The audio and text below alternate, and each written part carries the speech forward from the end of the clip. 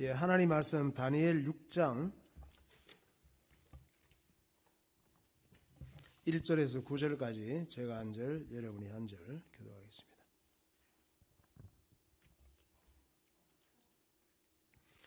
다리오가 자기의 뜻대로 고관 120명을 세워 전국을 통치하게 하고 또 그들 위에 총리 셋을 두었으니 다니엘이 그 중에 하나이라. 이는 고관들로 총리에게 자기의 직무를 보고하게 하여 왕에게 손해가 없게 하려 함이었더라. 다니엘은 마음이 민첩하여 총리들과 고관들 위에 뛰어나므로 왕이 그를 세워 전국을 다스리게 하고자 한지라.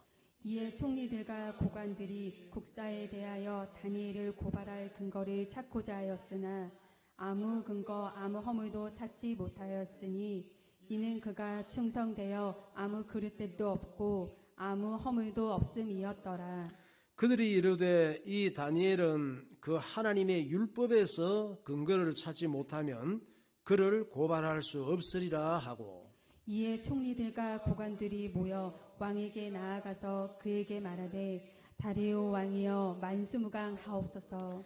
나라의 모든 총리와 지사와 총독과 법관과 관원이 의논하고 왕에게 한 법률을 세우며 한 금령을 정하실 것을 구하나이다. 왕이여 그것은 곧 이제부터 30일 동안에 누구든지 왕 외의 어떤 신에게나 사람에게 무엇을 구하면 사자굴에 던져넣기로 한 것이니이다. 그런즉 왕이여 원하건대 금령을 세우시고 그 조서에 왕의 도장을 찍어 메대와 바사에 고치지 아니하는 규례를 따라 그것을 다시 고치지 못하게 하옵소서 하매 같이 읽겠습니다. 이에 이에 다리오 왕이 조서에 왕의 도장을 찍어 금령을 내니라. 아멘. 이 아프가니스탄 얘기하기 전에 따라합시다. 내가 정말 나를 사랑한다면, 내가 정말 잘 되기를 원한다면, 매사에 좋게 생각하고, 매사에 감사하고, 매사에 긍정적으로 말하는 사람이 되자. 네. 다 이렇게 살아서 잘 되기를 예수님 이름으로 축원합니다. 아프가니스탄 정권을 탈리반이 장악을 했잖아요. 그 당시에 아프간 사람들 중에 한국과 관련된 일을 하는 사람들이 꽤 많았습니다. 아프간에 한국 교육기관이 있거든요. 한국 교육기관, 또 한국 병원, 한국 관계된 이런 중요한 기업들, 여기서 일하던 사람들이 탈레반이 정권을 장악하니까 탈레반 조직원들에게 큰 피해를 입을 상황이 됐단 말이에요. 그러니까 한국 정부가 이들을 지켜주고 보호하기 위해서 한국으로 올 수 있도록 도와준 것이죠. 그래서 우리나라가 참 좋은 나라예요. 의리가 있고. 이들은 말로만 듣던 한국에 오고 보니까 한국 관계된 기업이나 기관에서 일을 했는데 탈리반이 그 무장 조직이 장악을 하면서 한국으로 보호를 받고 오게 됐는데 말로만 듣던 한국에 오고 보니까 너무 좋은 거야. 그리고 아프가니스탄 그 중동 여기에서는 거의 지옥에서 천국 온 기분이 된 거예요. 너무 한국은 깨끗하고 너무 안전하고 그쪽 지역은 언제 폭탄 테러가 일어날지 몰라.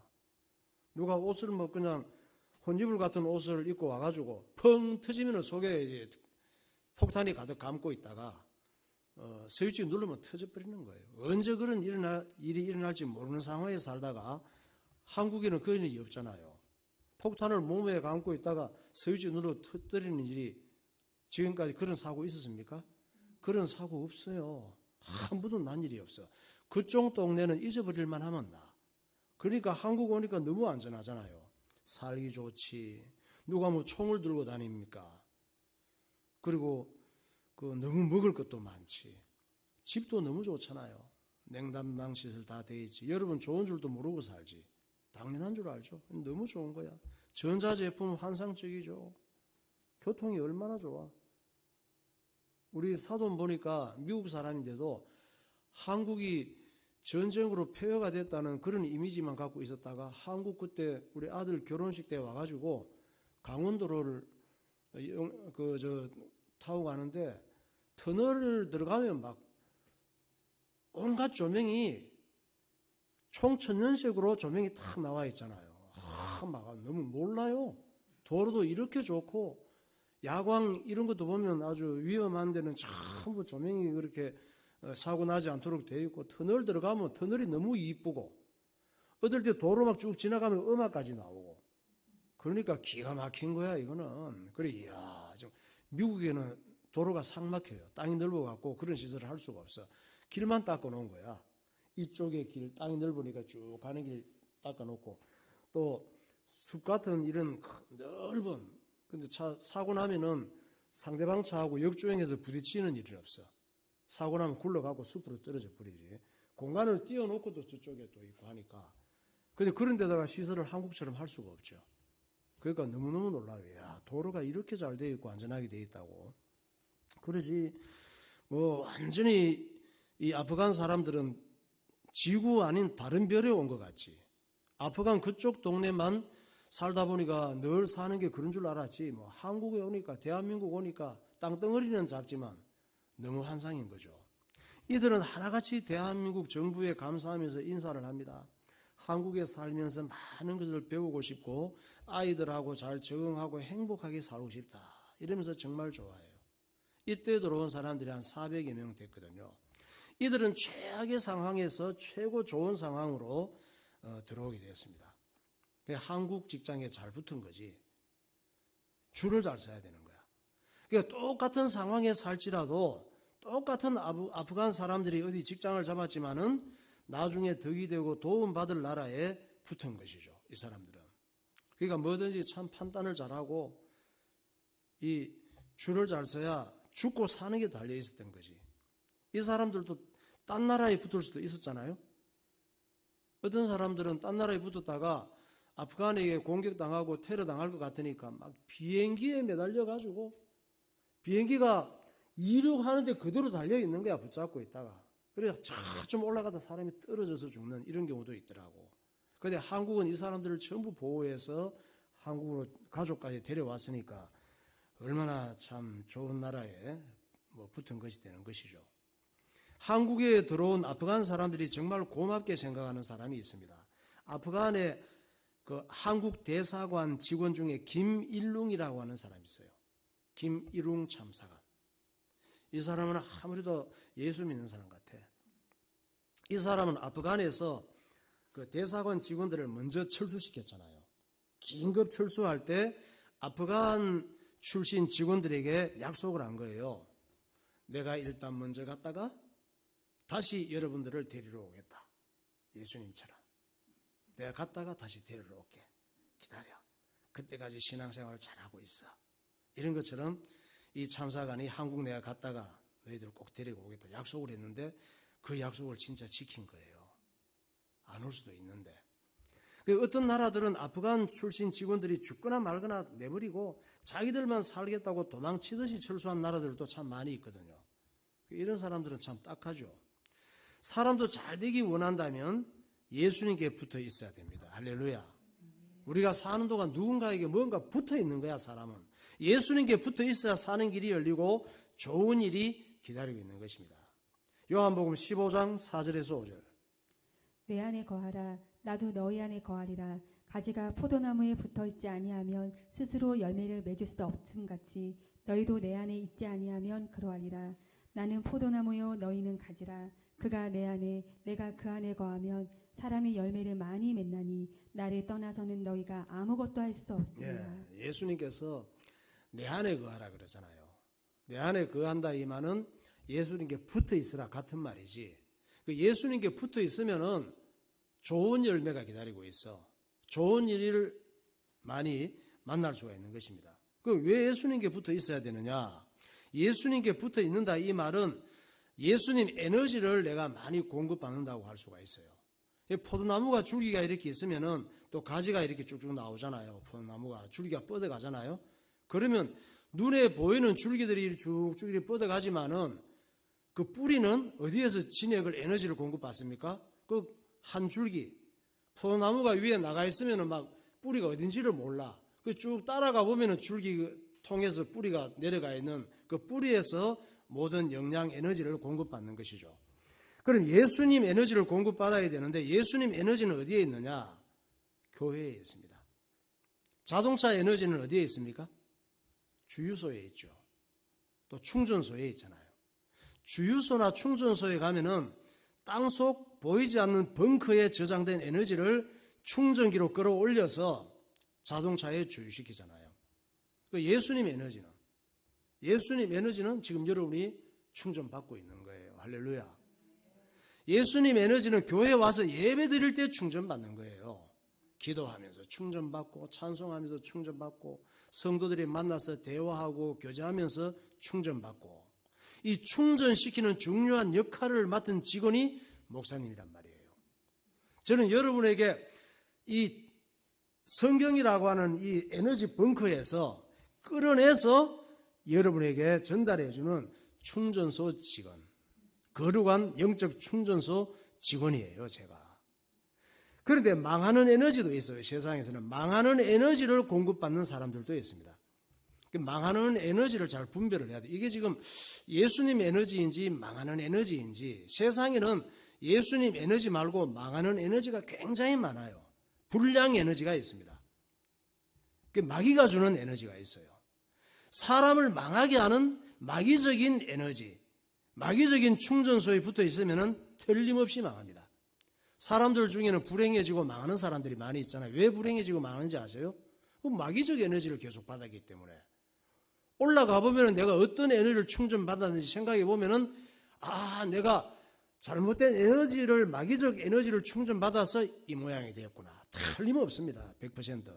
서울대병원 정신과 의사가 주식 중독에 빠진 사람들 얘기를 했습니다. 이 사람은 체험적으로 자기가 주식 중독에 빠져 있었거든. 그래서 주식 중독에 빠진 사람들에 대해서 상담을 잘 해줄 수가 있는 거죠. 요즘 주식 중독에 빠진 사람들이 그렇게 많대요. 코로나 때문에 또. 우리나라에 국내 주식 인구가 1,000만 명이 된다네요. 이들의 특징은 모든 관심이 머릿속에 컴퓨터 주식창에 있습니다. 직장을 가도 뭘 해도. 잠깐만 틈나면은 자기도 모르게 주식창을 연대요. 손가락이. 자기도 모르게 무의식적으로. 직장 업무 시간에도 짬만 나면은 손가락이 자동적으로 주식창을 두드린답니다. 이런 사람들은 주식창에 붙어 사는 사람들이지. 마음이 주식창에 붙어 있는 거예요. 주식창에 붙어 살 수도 있지. 그런데 주식창에 붙어 살다 보면 어떻게 됩니까? 그렇게 사는 사람들이 1,000만 명이 되는데 또 거기에 조금 깊이 빠진 사람도 있고 덜 빠진 사람들도 있겠죠. 그런데 어쩌든지 주식창에 붙어 살다 보면 어떻게 되느냐?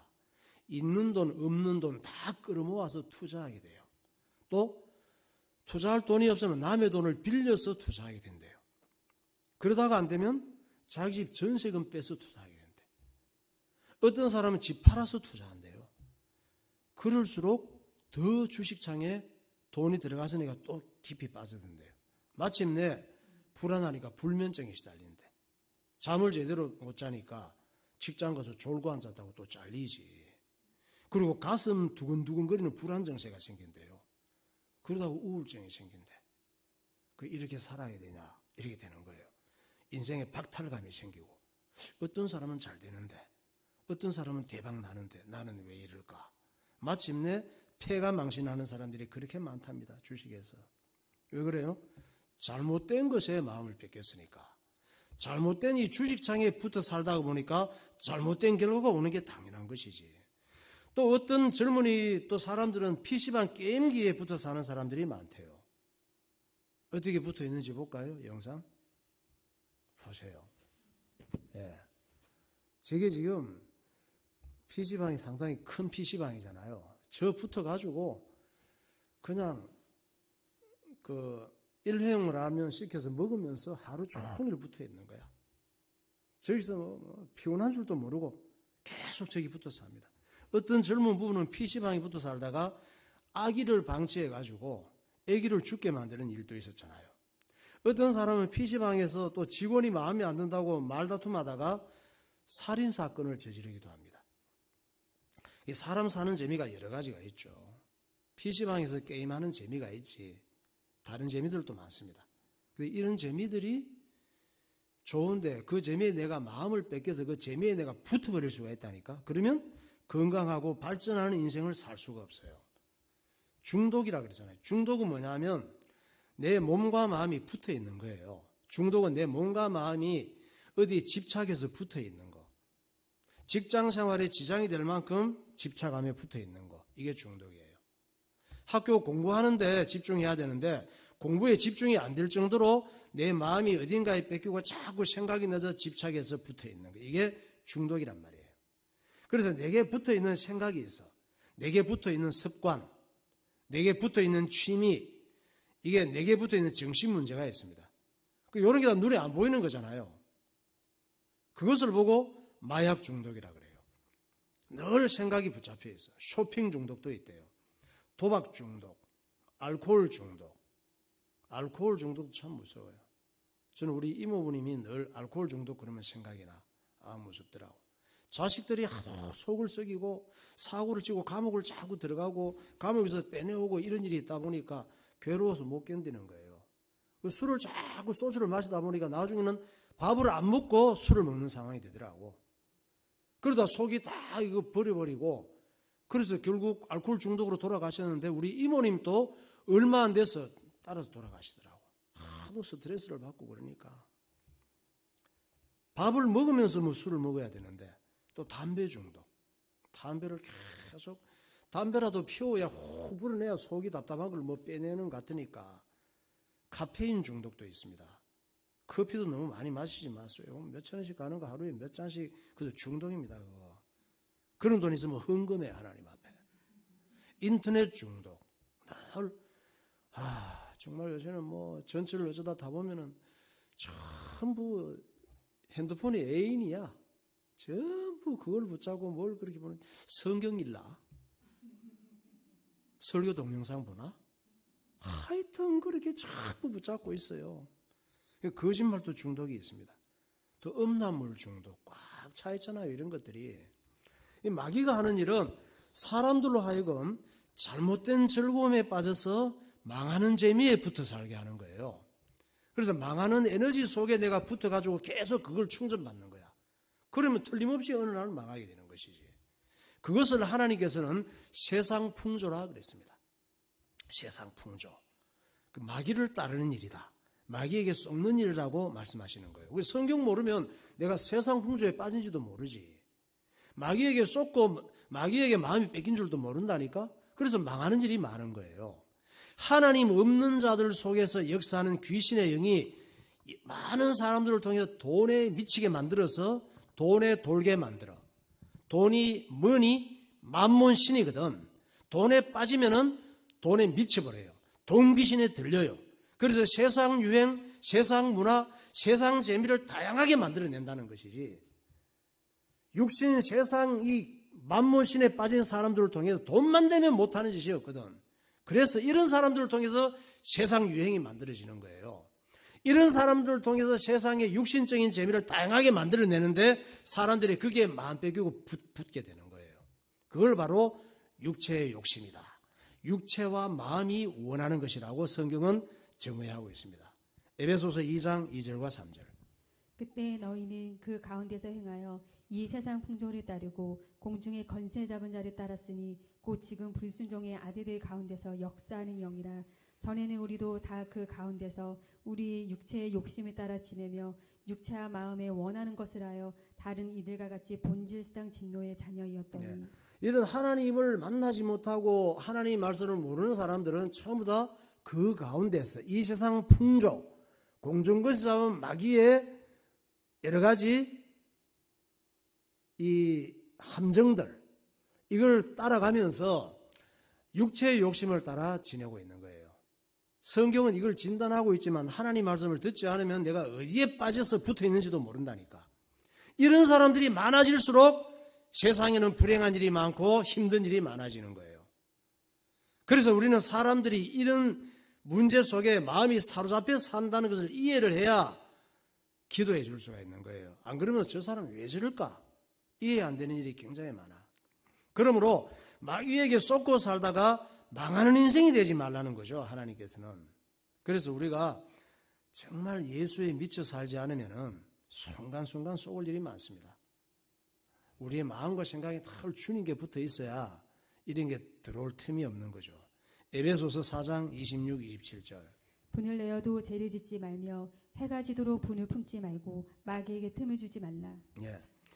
영적으로 정신적으로 덕이 되지 않는 이런 것들이 있거든요. 그리고 우리의 생각과 감정을 잘 관리해서 마귀가 역사할 틈을 주지 말라는 거지.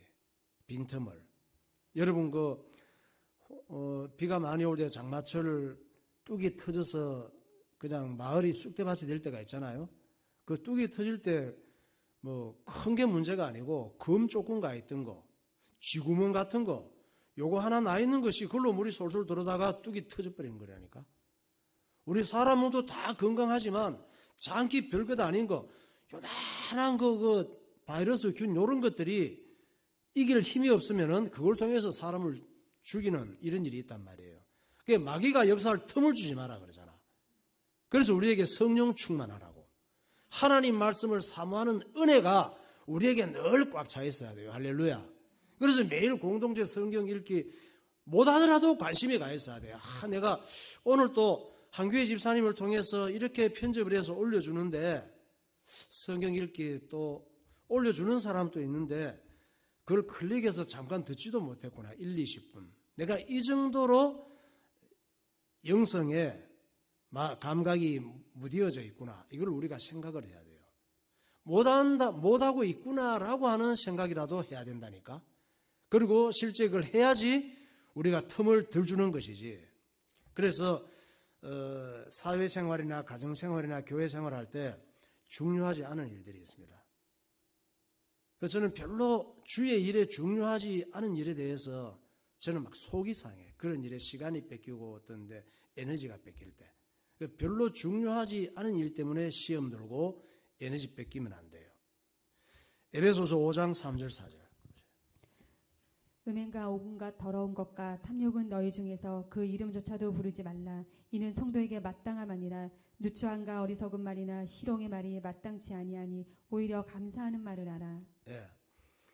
안 좋은 것은 이름도 부르지 말라 그러잖아요. 안 좋은 것 이름도 부르지 말고 그리고 누추한 말, 어리석은 말, 희롱의 말 이런 거 하지 말고 하나님 기뻐하시는 모든 일에 안 좋은 것 속에서도 안 좋은 환경 속에서도 감사한 말을 하라고 하잖아요. 부정적인 말, 남을 비판하는 말 정말 잘합니다. 무시하는 말, 조롱하는 말. 부부간이나 뭐 부모 자식 간이나 동료나 성도들 간에 좋게 말하고 좋게 사는 지혜가 정말 필요합니다. 작은 것도 좋게 생각하고 할렐루야. 오해하지 말고 될 수 있으면 이해해주고 정신병자 아니면 다 이유가 있습니다. 그렇기 때문에 내가 모르지만 그 사람이 저렇게 말하고 행동할 때는 이유가 있다니까. 그 이해해줘야 내게 유익이 있단 말이에요. 그리고 감사하게 생각하고 감사할 일들이 굉장히 많거든. 언제 감사하게 됩니까? 잃어버려봐야 알아. 내가 감사한 걸 몰랐구나. 잃어버려봐야. 그런 일들이 많습니다. 우리는. 이 그리스도인은 그리스도의 성품을 닮아가도록 노력해야 됩니다. 특별히 그 그리스도의 성품을 닮아갈 때 중요한 것이 말을 지혜롭게 하는 거예요. 사람들은 남을 기분 나쁘게 하고 화나게 하는 말 너무 잘해. 부부간에도 그렇고 부모 자식 간에도 그렇고 아주 기분 나쁜 말. 그래서 말 섞기를 싫어하잖아요. 직장에서도 그렇고. 남의 약점을 건드리는 말. 인격을 무시하는 말. 남의 약점 건드리면서도 몰라 자기는. 그 화를 내면은 왜 화내냐 그러면 뭐 그런 걸 갖고 그러냐 그래. 또 자기는 그런 말 당하면 못 견디고 그냥 싸움이 일어나면서 자기는 기분 나빠하면서 남을 기분 나쁘게 해놓고는 그걸 갖고 뭐 그러냐 기분 나빠하느냐 화를 내느냐 그럽니다. 그리고 이 인격을 무시하고 분위기를 싸늘하게 만드는 말. 이 사람만 들어오면 분위기가 싸늘해져. 하나님께서는 내 입에서 나오는 말이 얼마나 중요한지를 말씀하고 있는 거예요. 잠언 18장 20절과 21절. 사람은 입에서 나오는 열매로 말미암아 배부르게 되나니 곧 그의 입술에서 나온 것으로 말미암아 만족하게 되느니라. 죽고 사는 것이 혀의 힘에 달렸나니 혀를 쓰기 좋아하는 자는 혀의 열매를 먹으리라. 예. 배부르고 행복하고 잘 사는 것이 입에서 나오는 말로 되어지는 거래. 예. 입에서 나오는 말이 내 인생의 미래를 굉장히 좌우한단 말이에요. 입술로 나는 것으로 말미암아 만족감을 얻는 인생이 된다는 거죠. 사람이 잘 살고 못 사는 게 말에 달려있대. 왜? 말은 인격이기 때문에. 말은 내 잠재의식 속에 들어간 것이 말로 나오기 때문에. 그 잠재의식 속에 들어간 것과 인격과 그런 내용을 갖고 우리가 살아가잖아요. 잘 살고 못 사는 게 거기에 달려있지. 죽고 사는 것이 말에 달려있단 말이에요. 그래서 사람들이 말하는 걸 보고 딱 분별을 잘해야 돼. 아, 이 사람은 잘 살겠구나, 못 살겠구나. 말하는 거 보면 들으면서도 대충 듣긴 듣지만 너는 잘 살기는 걸렸다. 예. 너는 망할 일이 앞에 기다리고 있겠구나. 넌 그래 갖고는 절대 부부간에 행복하지 못하겠구나. 말 딱 들어보면 알아. 그냥 얘기할 것도 없어. 그래서 말하는 것도 기술이란 말이에요. 세상에서도 어떤 일을 하든지 기술이 좀 있는 전문성을 가진 기술자가 돼야 되잖아. 뭐 선무당이 사람 잡는다고 대충 가진 기술 때문에 뭐 집도 건축해 놓고 다 못 쓰는 집 되고 문제가 많게 되는 것이고, 면허증을 땄지만 어설픈 운전하다가 사고 나고 그러는 거예요. 그러니까 말하는 것도 기술인데 요리하는 것과 같아. 말하는 것이. 요리하는 사람들 중에 요리를 하고 나면은 맛대가리 없는 이런 요리 있잖아요. 어떤 사람은 그냥 대충 얼마나 맛있는지 몰라. 그래서 맛집이 생겼잖아. 맛집. 말하는 것도 맛집이 있다니까. 말하는 것도. 이 사람하고 말하고 나면 다시 말하기 싫은 사람이 있고, 이 사람하고 말하고 나면 계속 얘기를 하고 싶은 사람이 있어. 맛집. 말을 맛없게 하는 사람이 있는데 이런 사람은 인생이 맛없는 인생이 돼요. 얼마나 중요합니까? 말을 맛있게 잘 요리하면 맛있고 즐거운 인생이 돼요. 골로새서 4장 6절. 너희 말을 항상 은혜 가운데서 소금으로 맛을 낸과 같이 하라. 그리하면 각 사람에게 마땅히 대답할 것을 알리라. 말 요리를 잘하란 말이에요. 말을 좀 맛있게 하라고. 할렐루야. 예. 항상 은혜가 되는 말을 하라고. 노력을 해야 돼. 내가 이 말하는 것이 상대방에게 은혜가 되는 것이냐. 이걸 계속 생각을 하면서 말을 해야 습관이 되는 거예요. 아무렇게나 말하는 습관이 돼. 그러면 인간관계를 통해서 많은 응답을 받는 것을 잃어버리는 거예요. 그래서 자꾸 만나고 싶은 사람이 돼야지. 말하고 싶은 사람이 돼야지. 부부간에도. 부모 자식 간에도. 아빠가 퇴근했을 때 아이들이 아빠 발소리를 듣고 문을 쾅 닫고 지방으로 들어가서 잠궈버리는 이런 상황이 되면 안 되지. 지방에서 공부하고 있다가도 강아지가 웩 그러면서 아빠하고 들으는 표시가 나면 문을 열고 나와서 아빠하고 얘기하고 싶고 엄마하고 얘기하고 싶고 이런 관계가 돼야죠. 말을 맞대가리 없이 하면은 말 쓰기가 싫은 거야. 부부간이든 뭐 부모 자식 간이든 그렇습니다. 여러분 스스로 진단해 보세요. 이 요리할 때 적절하게 간을 맞추듯이 말하는 거지. 간을 맞추듯이. 소금으로 간을 잘 맞추잖아요. 저도 어제 요리를 하면서 기도하면서 간을 맞췄지. 소금을 요 정도 되면 참 맛있겠다. 그럼 맛있게 먹잖아요. 우리가 예수님께 붙어 살다 보면은 성품도 좋아지고 생각도 훌륭해지고 말도 은혜스럽게 잘하게 되는 줄 믿으시기 바랍니다. 예수님께 자꾸 붙어 사는 게 중요해. 우리는 말을 맛있게 할 수 있는, 요리할 수 있는 지혜가 부족한데 예수님께 붙어 살고 은혜를 자꾸 받다가 보면은 나도 모르게 성품, 인격, 생각, 말하는 게 달라지는 거예요. 하나님 보시기에 좋은 아름다운 열매를 많이 맺는 인생이 될 줄 믿으시기 바랍니다. 찬양하겠습니다. 이제 내가 살아도 어떻게 살 것이냐. 주님께 붙어서 주 위에 살다 보면 많은 것이 변화됩니다.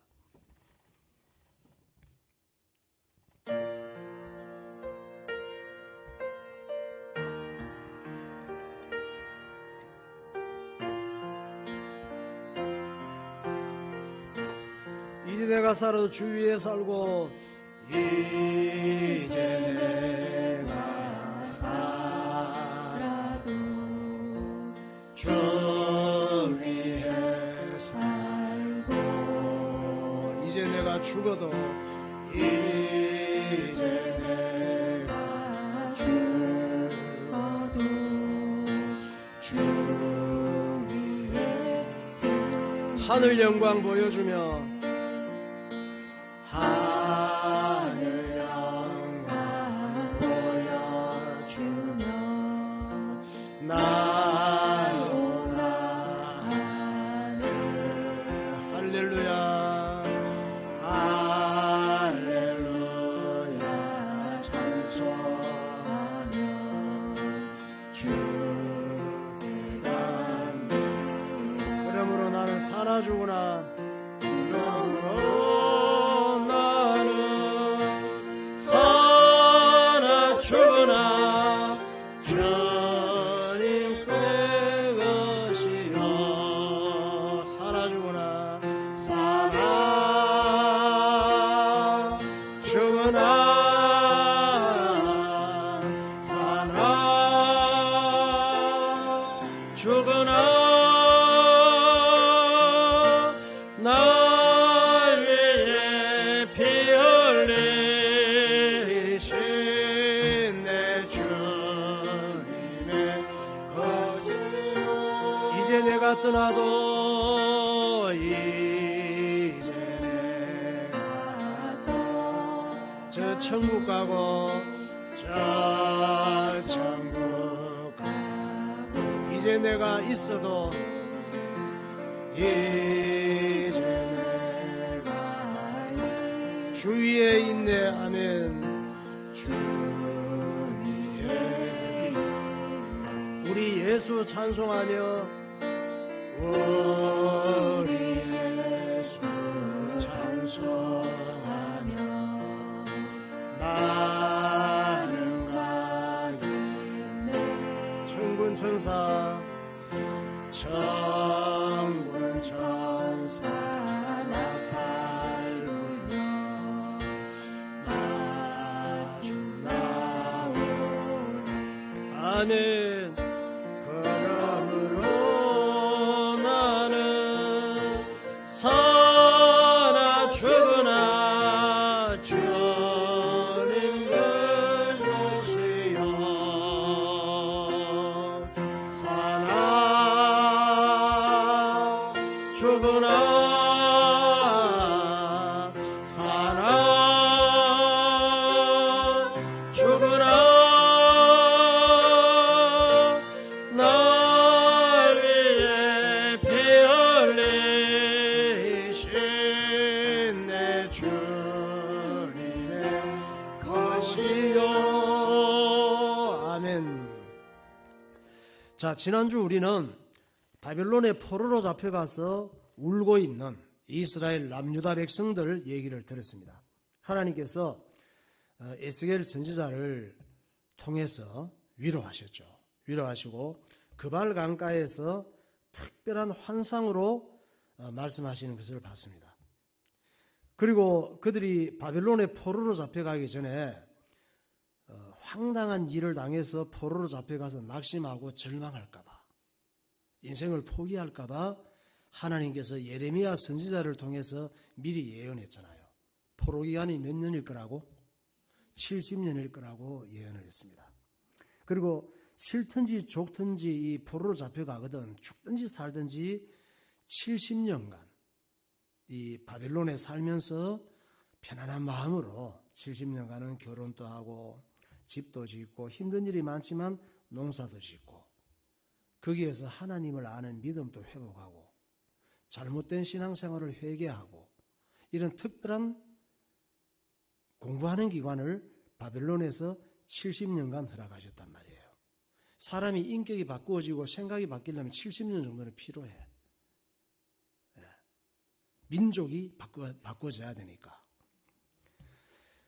그래서 어느 날 포로 생활 70년이 찼을 때 다니엘은 이 말씀을 붙잡고 계속 기도했죠. 예루살렘을 보면서 하나님 70년이 지금 60년이 되었네요. 65년이 됐군요. 67년이 됐군요. 계속 기도했습니다. 어느 날 바빌론 포로 생활 70년이 찼을 때, 바빌론 70년 찼을 때 왕이 누구였다고요? 벨사살 왕. 벨사살 왕이 왕궁의 귀족들과 궁녀들 1000명을 초대해서 큰 잔치를 열고 술 파티를 한 거예요. 이 파티가 아주 환상적이지. 쾌락의 절정이에요. 광란의 파티입니다. 그런 파티는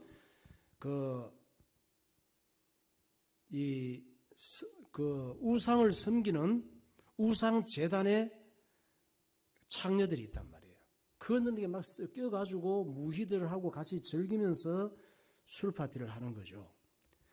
이때 예루살렘 성전에서 탈취해온 하나님 앞에 제사드리는 금그릇, 은그릇, 컵그릇들을 갖고 와서 하나님을 조롱하면서 우상을 찬양하다가 벨사살 왕이 종말을 맞이하게 되잖아요.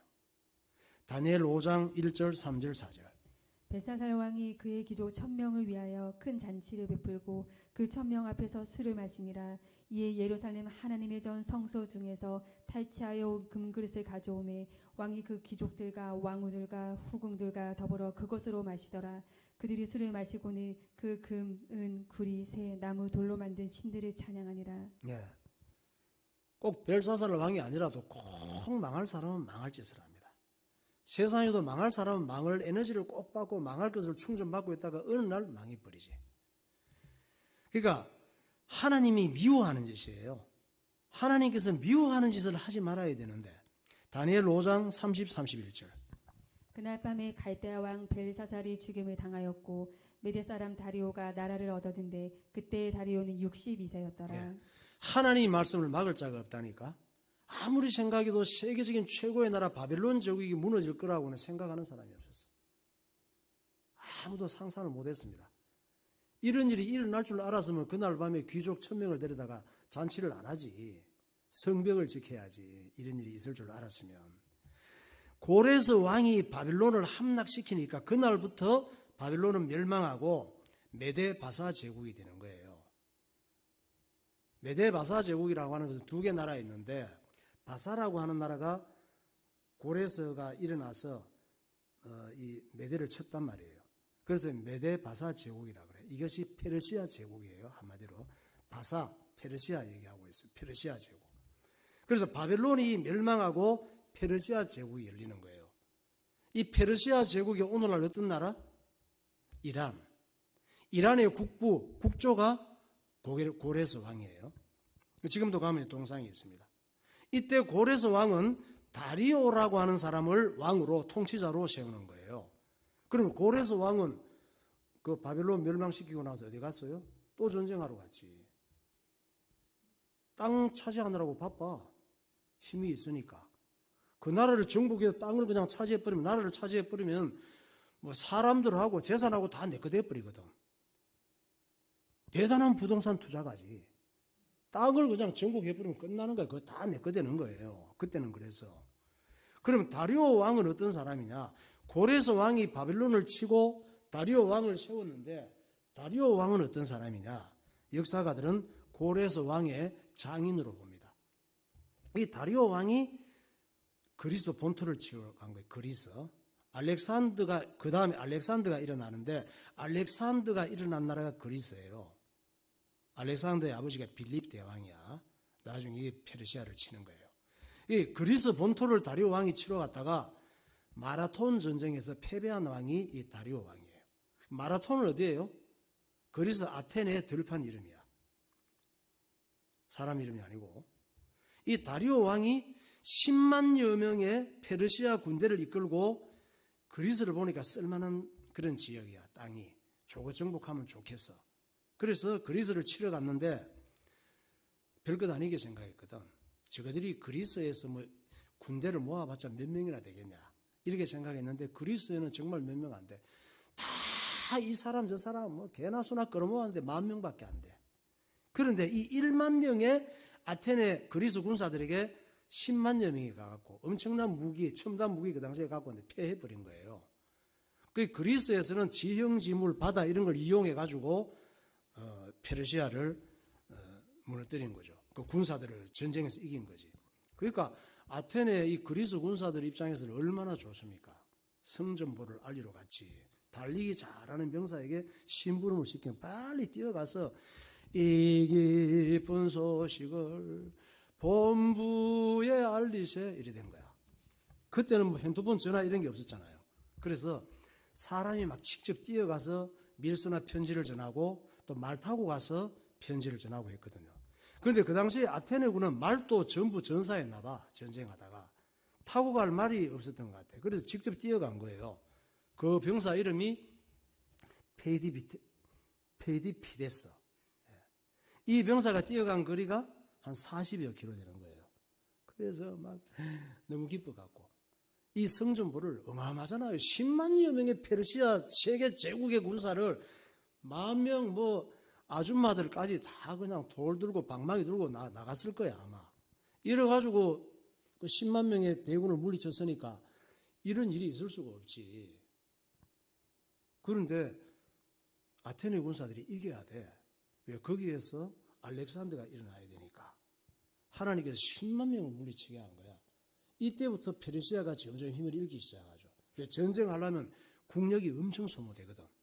그래갖고 이 군사가 막 40여 킬로를 막 힘을 다해서 뛰어간 거지. 마라톤식으로 적당히 뛰어가지고 막 이렇게 뛰어간 거야. 40킬로를. 그래 본부에 도착해서 쓰러지면서 모두 기뻐하세요. 우리가 이겼어요. 그러고 쓰러져서 죽어버린 거야. 그걸 기념해서 올림픽 마라톤이 생긴 거예요. 이 전쟁을 치렀던 다리오 왕 때 있었던 인물이 누구예요? 다니엘이란 말이에요. 이런 인물들이 자기 민족 유대인이 어디에서부터 이름이 불려졌어요? 바벨론 시대부터. 이때 남유다 백성들이 예루살렘에서 포로로 붙잡혀갔는데 거기서 유대인들이라고 이름이 나오기 시작했어. 오늘날 유대인들이 있죠? 그 유대인들이 그 후손들이란 말이에요. 그래서 이런 다니엘 같은 인물들이 정치에 아주 요지에 들어가서 왕을 움직이는 책사가 된 거야. 그 사람들이 볼 때는 이 점쟁이야. 그때는 점쟁이들이 많았어요. 이 사람들이 국가의 운명을 좌우하는 인물들이기 때문에 신탁을 받아서 이런 일들을 했거든. 그런데 하나님의 신탁을 받는 다니엘을 이길 점쟁이들이 없지. 우상 섬기는 사람들이, 마술사 요술하는 사람들이 다니엘을 이길 수가 없죠. 다니엘은 연봉을 엄청 받고 스카웃되는 거야. 나라가 바뀌어도 다니엘은 계속 일하는 거예요. 워낙 뛰어난 인물이기 때문에. 그래서 자기 유대인들을 보호하는 데 큰 방패막이가 됐지. 다니엘, 사드락, 메삭, 아벤노고 이런 사람들이 바빌론 시대 때 청소년 때 포로로 잡혀온 거야. 잡혀가서 우리 상인에도 어디를 가든지 그 사람들을 움직이고 영향을 확 끼치는 사람이 돼야 돼. 할렐루야. 어디를 가든지. 다니엘 6장 1절에서 3절.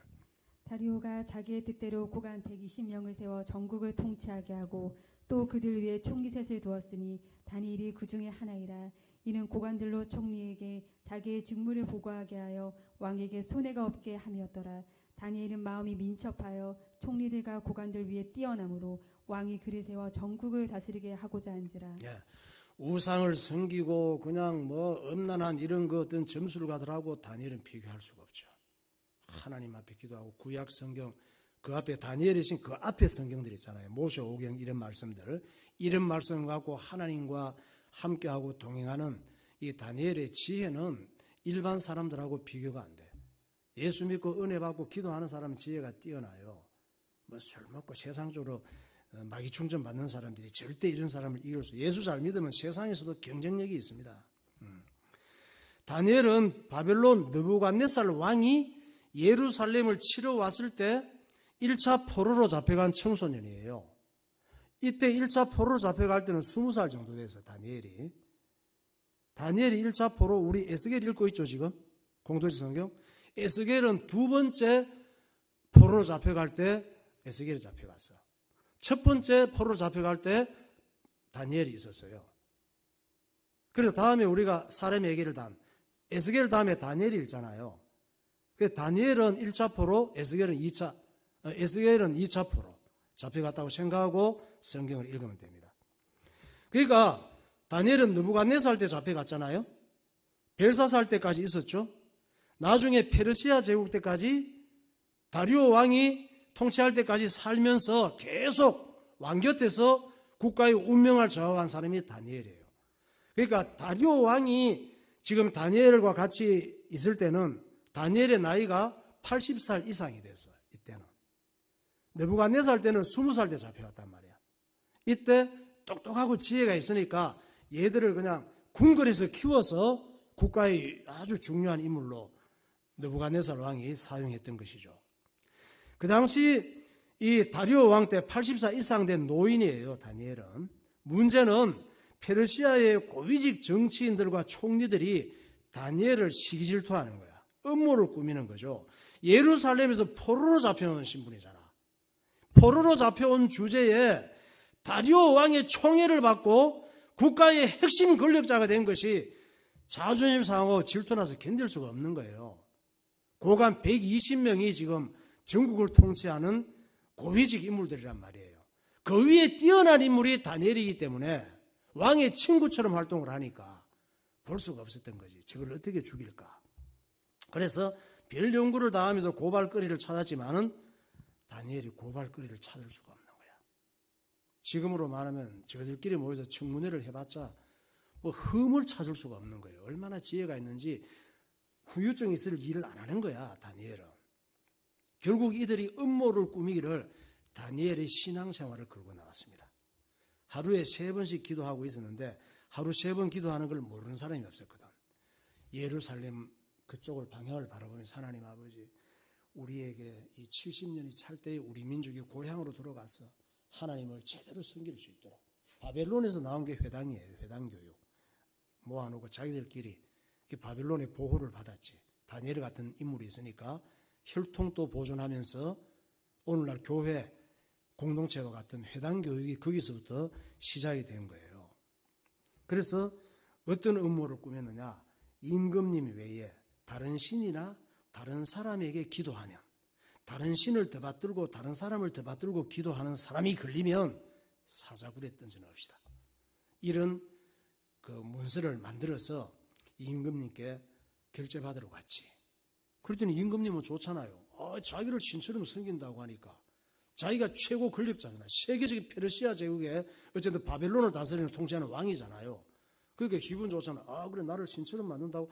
좋아. 그렇지. 어떤 신이든 뭐 사람이든 나보다 더 중요하게 여기는 사람 절을 하거나 기도하면 사자굴에 던져 넣어. 의인을 딱 찍어서 결제를 했지. 다니엘 6장 7절 9절. 나라의 모든 총리와 지사와 총독과 법관과 간원이 의논하고 왕에게 한 법률을 세우며 한 금령을 정하실 것을 구하나이다. 왕이여, 그것은 곧 이제부터 30일 동안에 누구든지 왕 외에 어떤 신에게나 사람에게 무엇을 구하면 사자굴에 던져넣기로 한 것이니이다. 이에 다리오 왕이 조서에 왕의 도장을 찍어 금령을 내니라. 네. 고관들이 생각할 때 앞으로 30일은 끝난다 생각이 된 거야. 30일 안에 한 번은 기도하는 게 걸릴 거야. 그러니까 앞으로 30일 동안은 계속 누군가를 살필 사람을 근방에 세워가지고 기도 하나 안 하나 보는 거지.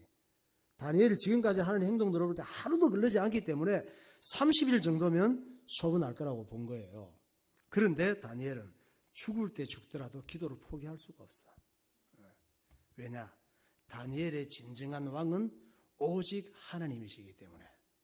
죽으면 죽었지 하나님을 배신할 수가 없어요. 이것이 믿음인 줄 믿으시기 바랍니다. 다니엘 6장 10절. 다니엘이 이 조서에 왕의 도장이 찍힌 것을 알고도 자기 집에 돌아가서는 윗방에 올라가 예루살렘으로 향한 문을 열고 전에 하던 대로 하루 3번씩 무릎을 꿇고 기도하며 그의 하나님께 감사하였더라. 예루살렘을 향해서 평소에 하던 것처럼 나 같으면 표시 안 나게 문이라도 닫아놓고 했을 텐데 오늘부터 걸리면 안 되니까 사자화면 될 수 없잖아. 그래도 또 우리 민족 유대인들 좀 보호해 줘야 되는데 문은 닫아놓고 했을 텐데 평소에 하던 것처럼 문 확 열어놓고 예루살렘 향해서 기도하는 거야. 그러니까 딴 사람이 굳이 방에 가서 찾아보고 밖에서 봐도 문을 열고 하는 게 뭐 보이니까. 다니엘이 기도하는 현장을 목격한 그들은 입이 귀에 걸려서 30일 뭐 열흘도 갈 것도 없어. 바로 그 다음날 당장 그랬으니까 단체로 다리오 왕을 찾아갔습니다. 왕에게 몰려가서 다니엘을 깎아내리면서 고발을 했어요. 왕이여, 예루살렘 포로로 잡혀온 그 다니엘이 포로로 잡혀온 그 신분이 포로 그 녀석이 왕을 무시하고 금령을 어기고 기도합니다. 자기 하나님께 한 거야. 다니엘 6장 13절. 그들이 왕 앞에서 말하여 이르되 왕이여 사로잡혀온 유다 자손 중에 다니엘이 왕과 왕의 도장이 찍힌 금령을 존중하지 아니하고 하루 3번씩 기도하나이다 하니. 포로 주제에 사로잡혀온 주제에 딴 사람 그 포로 중에 하나인 그 다니엘 들것 아닌 똑같은 신세인 그것이 왕이 도장을 찍은 금령을 누구보다 잘 알 텐데 그러고 나서 하루 3번씩 기도하네요. 이런 거야 왕에게. 이 다니엘을 사랑하고 친구처럼 좋아하던 이 총애하던 왕은 그제서야 아차 싶은 거야. 아, 내가 이놈들에게서 이들의 목적이 바로 다니엘을 잡는 거였구나. 그런데 왕이 도장을 찍었기 때문에 분복할 수가 없잖아요. 세계적인 제국의 어쨌든 왕인데, 바벨론의 왕인데, 아무리 바벨론을 정복한 왕인데 아무리 고민하고 방법을 생각해도 살려낼 방법이 없어. 다니엘 6장 14절 16절. 이튿날에 왕이 새벽에 일어나 급히 사자굴로 가서 다니엘이 든 굴에 가까이 이르러서 슬피 소리질러 다니엘에게 묻되 살아계시는 하나님의 종 다니엘아 내가 항상 섬기는 내 하나님이 사자들에게서 능히 너를 구원하셨느냐 하니라. 지금 이게 지금 그 앞에 한 줄 빠졌죠? 다니엘 6장 14절 16절 준비 안 됐나요? 자 14절 16절. 네, 여기 네 빠져. 나중에 수사를 해봐야겠네. 자, 영상을 봅시다. 사자굴에 들어간 다니엘. 다니엘 영상은 저런 그림이 있습니다. 사자들이 옆에서 어슬렁어슬렁 그리 잡아먹을 생각을 못 하잖아요. 입이 열려야 잡아먹지. 입이 열려야. 입이 꽉 닫혀가고 있다 보니까 나중에 친구가 돼가지고 저렇게 같이 사자굴에 있는 모습을 사진으로 볼 수가 있습니다. 그러니까 이 다리오 왕은 이 명령을 할 수밖에 없잖아. 다니엘을 사자굴에 던져넣으라고. 다니엘을 던져넣게 하고 다리오 왕은 밤새도록 눈물만 나고 너무 슬퍼서 잠이 안 오는 거예요. 도저히 밤새도록 그냥 있을 수가 없어서 새벽녘에 사자굴로 막 달려갔습니다. 슬퍼 흐느끼면서 다니엘을 불렀어. 다니엘아, 다니엘아, 살았냐 죽었냐? 당연히 죽었지. 굶주린 사자들이 지금 뭐 던져지자마자 잡아먹었을 거 아니에요. 소화가 돼서 똥으로 됐을지도 몰라. 임금도 제정신이 아니지.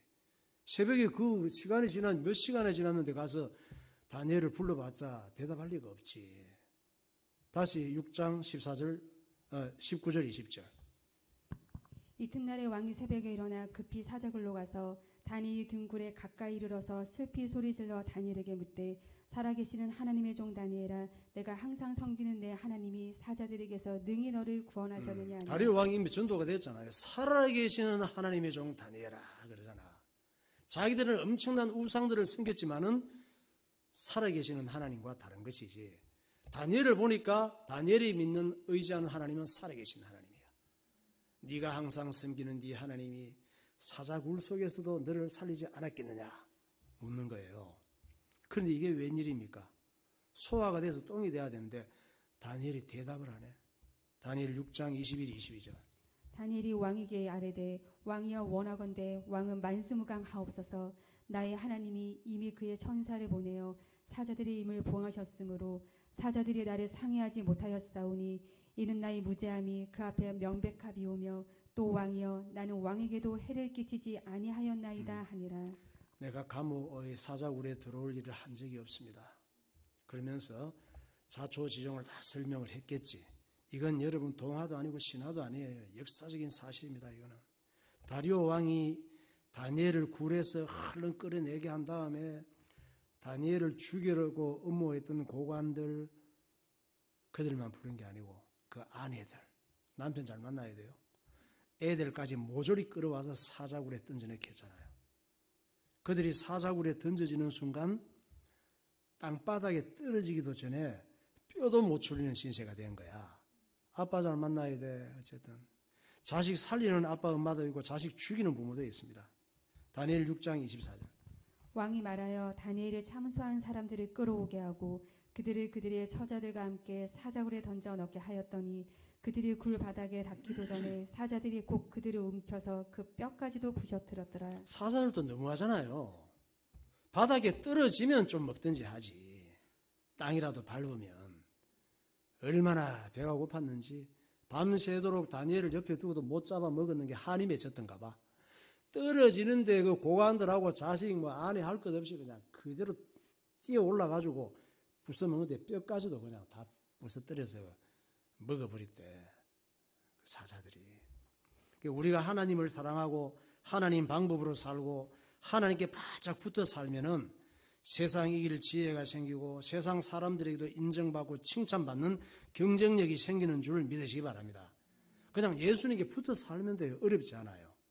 그리스도인은 예수 믿는 재미를 알아야 됩니다. 예수 믿는 재미에 빠져 살면 역사의 주인이신 예수님께서 내 인생을 책임지시고 잘되게 하시고 완전히 보호하시고 선한 길로 인도하시는 줄 믿으시기 바랍니다. 기도하겠습니다.